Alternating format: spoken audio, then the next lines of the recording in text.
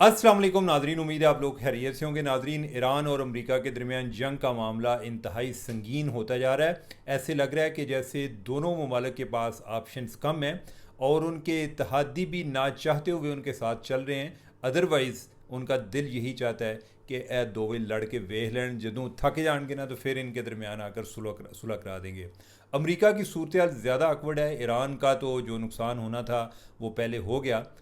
America के लिए ये दूसरा वियतनाम बनता जा रहा है। पहले उनके 3 फौजी मारे गए हैं और कोई तकरीबन 100 से ज़्यादा ज़ख्मी हैं। अगर कुछ और डेड बॉडीज़ अमेरिका में जाती हैं तो अमेरिका में कोहराम मच जाएगा और डोनाल्ड ट्रंप पर बहुत ज़्यादा पॉलिटिकल प्रेशर बढ़ जाएगा। और ऐसे मौके पे कि जब आगे मिड टर्म इलेक्शन आ रहे हैं जो कि डोनाल्ड ट्रंप के लिए अपनी एक सियासी तौर पर मजबूत रहने के लिए, उसके लिए वहाँ जीतना बहुत ही अहम है। दूसरी तरफ ईरान है कि अमेरिका ने तो जो अटैक किया पहले उसमें तो ईरान मजलूम है, लेकिन अगर ईरान के इर्द गिर्द उसके हमसायों को देखें तो वो ईरान से खौफजदा है कि अगर अमेरिका को ईरान शिकस्त देता है तो ये हम पर हमेशा के लिए मुसलत हो जाएगा। अब ये एक आयरनी देखें कि एक तरफ कतर सालसी का रोल भी प्ले कर रहा है और दूसरी तरफ वो अक़वाम मुत्तहिदा में ईरान के खिलाफ शिकायत भी लेकर गया हुआ है कि ईरान ने हम पर हमला किया है, हमारी शिप्स पर अटैक किए हैं। तो इससे ये भी तासुर मिलता है कि वो जो सालसी का किरदार अदा कर रहे हैं, दिल ही दिल में वो ईरान के बारे में कोई अच्छी राय नहीं रखते। वो उसको एक गासिब या एक अग्रेसिव किस्म का एक हमसाया तस्वर करते हैं। अब इस हवाले से अमेरिका से ये खबरें आ रही हैं कि जो सालिस हैं, सालिस में फिर कतरियों का भी जिक्र आता है, मिस्र का भी आता है, पाकिस्तान का भी आता है कि वो कोशिश कर रहे हैं कि कोई एक 10 रोज़ा कोई एक पॉज आ जाए ताकि हम जो एक पहले अबूरी मुआहदा हुआ था उस पर कोई उसको अमल दरामद को यकीनी बनाया जा सके। लेकिन नाजरीन, मुझे ये चीज़ होते हुए नज़र नहीं आ रही। उसकी वजह यह है कि मसला असल में दोनों के दरमियान एक एतमाद की कमी का है जो कि बहुत ज़्यादा और बड़ी देर से चलता आ रहा है। अब वो एक दूसरे को शक की नज़र से देखते हैं। ईरान को ये है कि अगर अमेरिका को थोड़ा सा टाइम मिल गया तो इसने दोबारा से तैयारी करके आ जाना है। अब यह है कि अगर ये नहीं होता तो ऐन मुमकिन है कि इसराइल और अमेरिका दोनों ईरान पर अटैक करें। उससे क्या नौबत आएगी? नौबत यही आएगी जो ऑलरेडी चल रही है। ईरान के पास ऑप्शन क्या है कि वो जो अरब ममालिक हैं, जिधर जिधर अमरीकी अड्डे हैं, उन पर जाकर अटैक करता है। तो ओवरऑल सूरत हाल बड़ी गंभीर होती जा रही है। ये कोई इसका कोई फौरी हल नज़र नहीं आ रहा, बल्कि आप ये समझें कि जो टाइम गुजर गया है वो बेहतर टाइम था। अभी जो इनके दरमियान मामलात जिस रुख पर जा रहे हैं, मुझे ऐसे लग रहा है कि जैसे आने वाले टाइम पर मुहाजराई जो है वो और ज़्यादा बढ़ेगी। दूसरा, अगर हम पाकिस्तान की तरफ आते हैं तो पाकिस्तान में कल एक चीज़ जो मैं आपसे डिस्कस करना भूल गया वो ये था कि हुकूमत ने ऐलान किया कि जो पेट्रोलियम की प्राइसेस हैं उनको 24 घंटे मॉनिटर किया जाएगा। मतलब यह है कि जो ही इंटरनेशनल मंडी में अगर प्राइसेस बढ़ती हैं तो हम बढ़ा भी देंगे, अगर कम होती हैं तो हम कम भी कर देंगे। लेकिन क्या हुआ, उसका रिएक्शन क्या हुआ? अब ये हुकूमत ने ये काम इसलिए किया कि वो अवाम की नज़र में सुरखरू होना चाह रहे थे जी कि दसवें भाईजान वेख लो, मैं तो कुछ नहीं किया, ए उथे वेख लो, ए जरा सुई वेखो किधर जा रही है इस टाइम, कि इस टाइम जो इंटरनेशनल प्राइसेस हैं वो बढ़ रही हैं इसलिए हम बढ़ा रहे हैं, अदरवाइज़ हमारे बस में कुछ नहीं है। लेकिन अब जो उनको एक रिएक्शन आया वो आया पेट्रोल पंप्स की तरफ से। उन्होंने एक हड़ताल का ऐलान किया और उन्होंने धमकी दी है कि वो कल रात से वो गैर मुअय्यना मुद्दत के लिए हड़ताल कर देंगे, ताकि ये वो कहते हैं कि हमें ये चीज़ सूट नहीं करती कि जो हुकूमत की पॉलिसी है कि 24 घंटे बाद जो है या रोज़ाना की बुनियाद पे पेट्रोलियम प्राइसेस चेंज होती रहें। तो अब ये हुकूमत जो है वो बड़ी एक आकवर्ड पोजीशन में है। एक तरफ वो अवाम वालों लितर पेंदे और दूसरी तरफ से जो पेट्रोल पंप्स वाले जो हैं वो उनको धमकियाँ देते हैं, उनके हाथों ब्लैकमेल होते हैं। आगे क्या सोल्यूशन निकाला जाएगा, कल रात तक का टाइम है, तो आप भी अपने पेट्रोल टैंक्स जो हैं वो उनको फिल करवा लें। मुझे उम्मीद ही है, यानी कि मुझे चाहिए तो ये है कि आपके लिए एक और हाइप क्रिएट करूं, लेकिन मुझे लगता है ऐसे है कि कोई ना कोई इसका हल निकल आएगा। लेकिन फिर भी ये है कि बाज़ का ये होता है कि लिंगर ऑन हो जाता है, क्वाइट लाइकली कि कोई 24 घंटे ना हो, मज़ीद ना हो, तो उस दौरान बजाय इसके कि आपको कोई किसी किस्म की मुश्किल पेश आए तो आपको अपनी जो टैंक वगैरह हैं वो फिल करा लेने चाहिए। अगर आपने किसी जगह सफ़र करना है तो हुआ वो पहला पहला कल रात तू। अब यह है कि आगे आज़ाद कश्मीर की तरफ आते हैं। आज़ाद कश्मीर से पहले तो हमें ख़बरें कालादम तंजीम के हवाले से आ रही थी कि जो कुछ मामलात उधर चल रहे हैं, अब जो है उधर इलेक्शन की गहमा गहमी है। और मियाँ नवाज शरीफ भी पहुँच गया है। मियाँ साहब जो है ना, यानी कि उन्होंने दी जरा एक की आते ने चेरा कराई होती है जब वो GB में इलेक्शन होते हैं, को 2-3 जाके उन्होंने उधर जलसे करने होते हैं।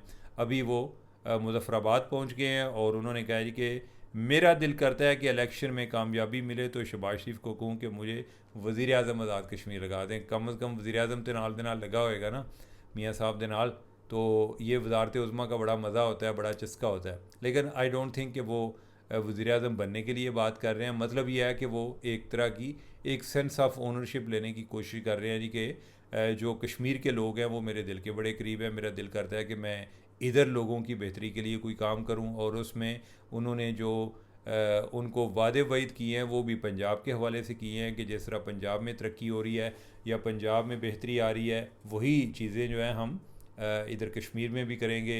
इधर जो है इलेक्ट्रिक बसें भी चलेंगी, इधर जो है बाकी चीज़ें जो हैं पंजाब वाली वो भी होंगी। और साथ उन्होंने को बसों का भी ऐलान किया है कि कोई 20 बसें जो हैं वो आ जाएंगी कश्मीर वाले हैं। हालांकि वैसे की आंदे ने कि आंदे ने पंजे उंगलों घ्यो तो सिर कढ़ाई वो वाली सूरत हाल है कि पहले इनको बिजली सस्ती हो गई है, इनका आटा सस्ता हो गया है।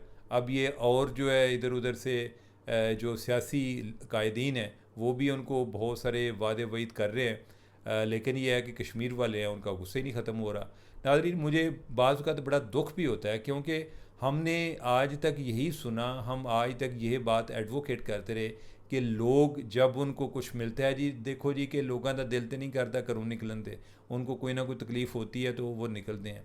अब तकलीफ़ें, दुनिया में कोई ऐसा बंदा नहीं है जो कि मुकम्मल तौर पे खुश हो। लेकिन यह है कि आप यही देखना होता है कि आपके पास क्या है, दूसरों के पास क्या नहीं है, आप इस पे खुश हो जाते हैं। ऐसी भी तो खुशी हो सकती है ना। तो कश्मीर वालों ਤੁਹਾਨੂੰ 3 रुपये यूनिट बिजली जी मिली है ना, मैनू तो बार बार सोच के खौल उठते हैं कि अगर आपको 3 रुपये यूनिट पे भी आप खुश नहीं हैं, आप कैसे खुश होंगे? आप इन बसों पर भी खुश नहीं होंगे। ये बहुत अफसोसनाक है और ये बड़ी एक नेगेटिव एग्जांपल है कि अगर आप आवाम के लिए कुछ होता है तो आवाम उस पर खुश नहीं होती। पंजाब वाले दे हूँ 3 रुपये बिजली यूनिट वेख्या जे पुठियाँ छाला मारनगे। हो सकता है कि अभी कोई 4 दिन बाद जो फिर रोना शुरू कर दें। या ये है कि हमारे इलाकों में जिधर से गंदम उगती है उधर ज़रा जाके पूछें कि आटे का क्या रेट है, आपका कितना आटे का रेट है। 2100 रुपये मन आपको मिलता है। मैं इधर जो अगले दिन लेकर आया हूँ 3800 रुपये का 20 किलो आटा लेकर आया हूँ। यार को खुश हो जाया करो। आई हर टाइम जो है ना रोना पिटना अच्छी बात नहीं होती। ठीक है, यानी कि 2 सालों से 3 सालों से आपके मुतालबात माने जा रहे हैं और सिर्फ इसलिए माने जा रहे हैं कि इसको हम ज़रा एक सेंसिटिव हिस्सा समझते हैं। अगर ना होता ये बात, ऐसी बात ना होती, फिर आप देखते कि ना 3 रुपये तो यूनिट मिलना सी बिजली का। अब KP वालों को कहें ना, KP वाले भी पन बिजली पैदा करते हैं, उनको कहें कि जाके वो 3 रुपये यूनिट लेकर दिखाएं, नहीं मिलेगी उनको। भाई बात यह है कि ये गवर्नमेंट किधर से पैसे लाएगी? जो इधर से होंगे उधर से ही है ना। कि जैसे वालदैन होते हैं तो वो उनकी क्या ख्वाहिश होती है, अपने बच्चों को दुनिया की बेहतरीन उनको सहूलतें फ़राहम करें, लेकिन अपनी औकात के मुताबिक देनी होती है ना। उससे बढ़कर क्या दे सकते हैं? अगर एक बच्चा कहे जी कि मेरिया सारियाँ ख्वाहिशां पूरियाँ करो, दूजे को गोली मारो, तो ये खुद गर्जी के मद में आता है। ये कोई एक कोई अच्छी चीज़ नहीं होती। ये कोई यानी कि कोई अच्छी वैल्यू सिस्टम में नहीं आता। ये कोई अच्छी एक आदत तस्वर नहीं होती।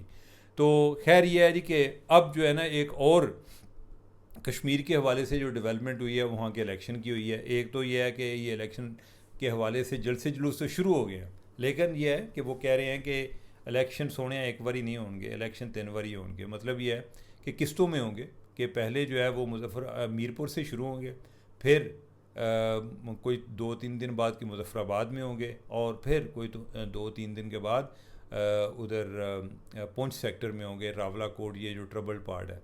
तो लेट्स सी, देखते हैं कि क्या बनता है, किसको वोट मिलते हैं और कौन जीतता है। यानी कि ये बाज़ का 2 मुख्तलिफ़ चीज़ें भी हो सकती हैं। बज़ाहिर तो उधर 2 ही जमातें हैं। PTI जो है वो तो एक तरह से एक सेमी बैन ही है उस पर। बाकी इन दोनों में से किसी ने जीतना है। एक पीपल्स पार्टी है और दूसरी नून लीग है। तो लेट्स सी कि उसमें क्या बनता है। नून लीग वाले जो हैं वो पंजाब मॉडल लेकर जा रहे हैं। पीपल्स पार्टी वालों के पास कोई मॉडल नहीं है, सिंध वाला कोई मॉडल ऐसा अच्छा है नहीं है। तो बल्कि मुझे याद पड़ता है कि जब गिलगित बल्तिस्तान के इलेक्शन हुए तो पीपल्स पार्टी को वोट मिला, तो ये भी बातें होती थी कि पीपल्स पार्टी को इन्होंने क्यों वोट दिया है। तो उसमें एक जो वजह बयान की जाती थी वो ये थी कि बहुत सारे गिलगित बल्तिस्तान के लोग वो कराची में पले बड़े हैं, तो लिहाजा वो पीपल्स पार्टी के साथ मानूसियत फ़ील करते हैं अमंग अदर रीज़न। यानी कि अमंग अदर रीज़न जो मैं कह रहा हूँ उसमें यह था कि जुल्फ़कार अली भुट्टो ने इनके लिए कोई कानून साजी की, या बेनज़ीर भुट्टो ने भी की, बाद में जरदारी साहब ने भी आकर की। तो ये तो एक तरफ हैं वजूहात जो लीगल फ्रेमवर्क के हवाले से। बाकी कि जी वो कराची में रहते हैं तो इसलिए वो उनके ज़्यादा पीपल्स पार्टी से मानूस फील करते हैं। तो आगे किसी ने जवाब दिया कि क्या उन्होंने वो चाहते हैं कि गिलगित बल्तिस्तान कराची जैसा हो जाए। तो अनफॉर्चुनेटली पीपल्स पार्टी वाले इस पर काफ़ी खाइफ भी हो जाते हैं, लेकिन यह है कि वो कराची को बदलने को तैयार नहीं है। पीपल्स पार्टी के पास कोई ऐसा मॉडल नहीं है। हर टाइम जो है ना यही शिकवा करना कि मीडिया हमारे ख़िलाफ़ है, जुडिशरी हमारे ख़िलाफ़ है, फ़लाँ हमारे ख़िलाफ़ है, कि जो ये नहीं किया मेरे आके जो होंगे तो मैं तरक्की कर जाना सी चूँकि मैंने तरक्की नहीं करन दे रहे। भाई आपको कोई नहीं रोक रहा आप उधर काम कराने से। आपको सिंध मिला हुआ है बिला शिरकत गहरे, और इसी बात को आप एक्सप्लॉइट कर रहे हैं। आप उधर काम सिंध में भी ऐसा को नहीं कराते। 4 हॉस्पिटल आपने बनाए हैं, अच्छी बात है, लेकिन उसके अलावा गवर्नेंस की सिंध में नज़र नहीं आती। अगर आपको बात की जाए तो आपको वैसे बड़ी बुरी लगती है। खैर क्या है, यानी कि हम सिर्फ इस बुनियाद पर तो नहीं रोक सकते कि आपको बुरा लगता है। बाकी हमारे पड़ोस में उधर सॉरी इंडिया में भी आजकल हालात ख़राब हैं। उधर एक काकरोच पार्टी बन गई है, नौजवानों की पार्टी है, और वो कोई इम्तहानात में लीक्स के हवाले से प्रोटेस्ट करते हैं। अभी भी कोई उधर कोई मेडिकल के एग्ज़ाम हो रहे थे, कोई जैसे हमारे MBBS है इस तरह, तो इधर उनके को पर्चे लीक हो गए, उसके खिलाफ प्रोटेस्ट चल रहे हैं, और वो वज़ीर तालीम के रिज़ाइन का मुतालबा कर रहे हैं। और ना कोई वज़ीर तालीम ने रिज़ाइन किया, पुलिस ने उन्होंने खुन्ने सेके ने उनको बहुत मारा है, तशद्दुद किया। अब उनकी आवाज़ पर लब्बैक कहते हुए या इस मौके को मौका समझते हुए राहुल गांधी जो कि जो कांग्रेस पार्टी के सरबराह हैं, वो भी निकले उनके लिए एहतजाज करने, और उन्होंने वज़ीर आज़म हाउस के बाहर धरना दिया, और उधर पुलिस ने उन्होंने भी खुन्ने सेके।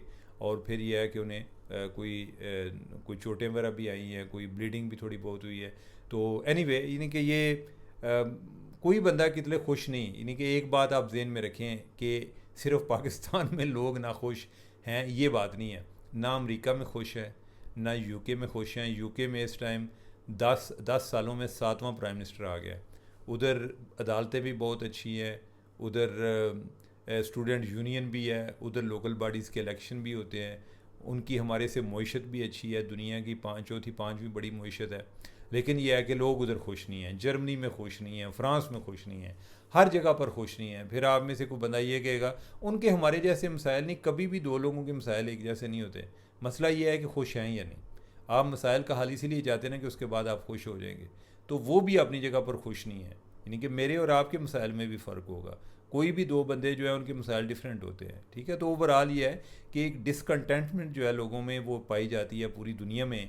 एक सोशल मीडिया की वजह से इसको और ज़्यादा एक एम्पलीफाई भी हो जाती है। लोगों की आवाज़ दूर तक उसको पहुँचाने का भी मौका मिलता है। तो एनीवे लेकिन यह है कि क्या कहते हैं कि we are passing through the worst of time and we are passing through the best of times. तो बाज़ का जो बेस्ट ऑफ टाइम वाला होता है ना, ये जब गुज़र जाता है को उस टाइम की अच्छी चीज़ें, जब कोई हमारे क्राइसिस या परेशानी में होते हैं तो अच्छी चीज़ें हमें नज़र नहीं आती। जब वो टाइम गुज़र जाता है तो हम उसी टाइम को अपना एक गोल्डन पीरियड भी कह रहे होते हैं कि जनाब वो कितना अच्छा टाइम होता सी। तो जनाब मेरे हले टाइम भी काफ़ी हो गया और मैं चाहता हूँ इजाज़त। अल्लाह हाफिज़।